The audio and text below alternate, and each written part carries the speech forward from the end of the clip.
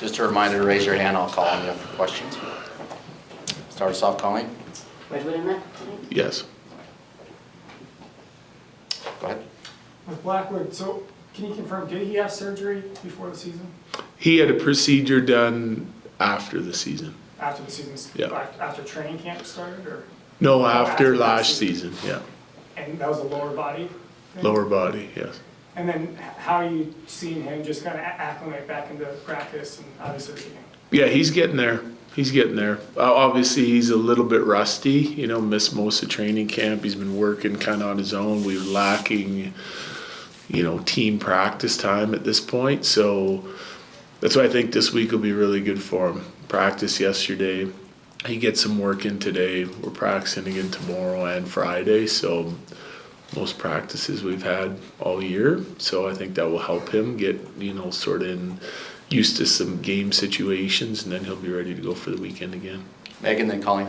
Will Tristan Nielsen make his NHL debut tonight? He will, What yeah. have you heard about him and seen from him going back to preseason? Yes, similar reports from the Eagles as we saw from him in preseason. I really liked his game. He was highly effective. He found a way to not only play physical in a straight line sort of power forward game, but he also showed flashes of skill and was able to produce throughout the exhibition season in training camp. So we really liked him. Obviously converted his AHL contract to an NHL contract, and he's in the mix to be called up when we need players. So we got a good look at Taylor McCarr the other day, and now we're going to take a look at Tristan.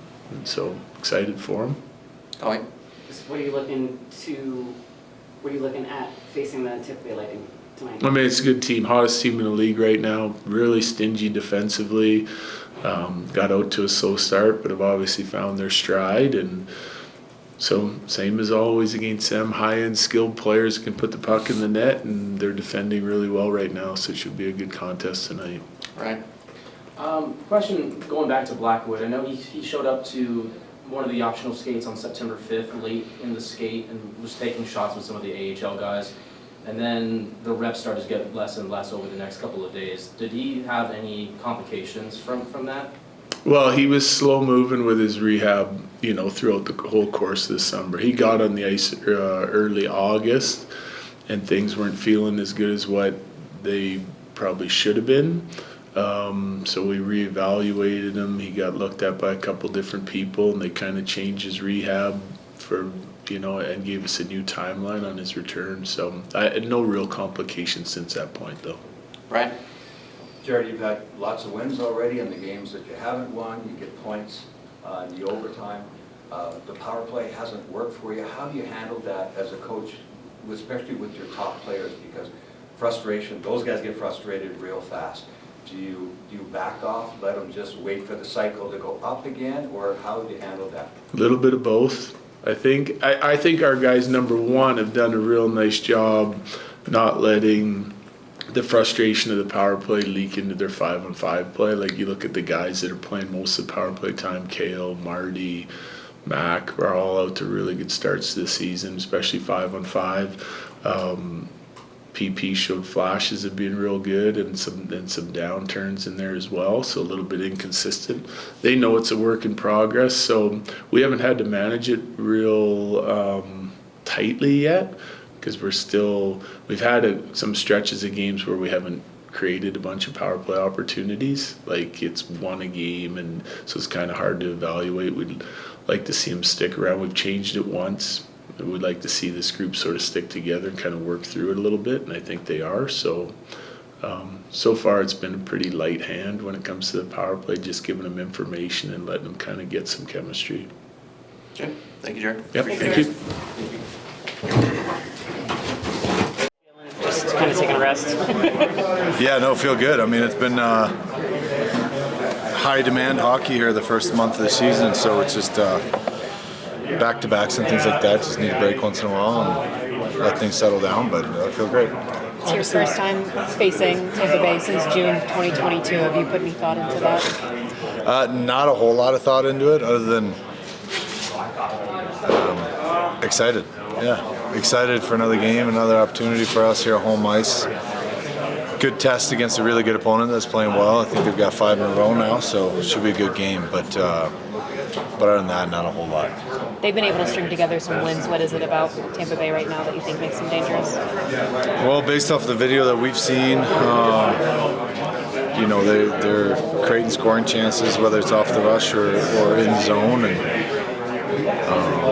a lot of zone time with the way they play offensive hockey. So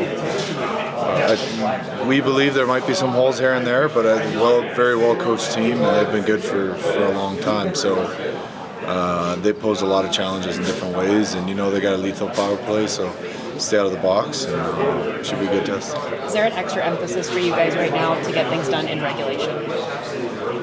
No, other than just we would like to win in regulation, probably, just like anybody, right? But if it takes extra 5 minutes plus shootout, that's what it takes. You know, we believe we're a better team in overtime and shootouts than we've shown this year, and sometimes it doesn't bounce your way. Sometimes you make the wrong read. Sometimes, you know, you've got 3 other skilled hockey players on the other side that's trying to do the same thing to you. So for us, we don't put extra emphasis on winning in overtime. We put extra emphasis on playing really well, sticking to the way we want to play the game, and come out at a strong first period, and then getting better as the game goes on. That's really what we want to do.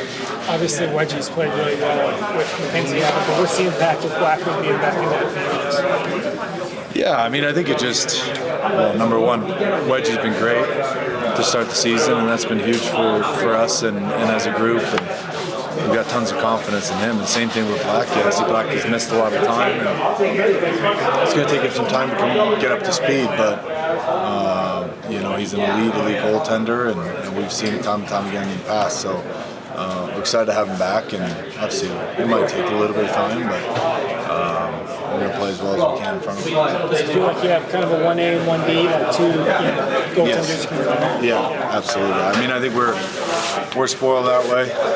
Obviously, the management team did a great job last year of you know, bringing these 2 guys in here, not only quality goalies, but competitors and great people. So they fit right in, and they've been a huge part of our team.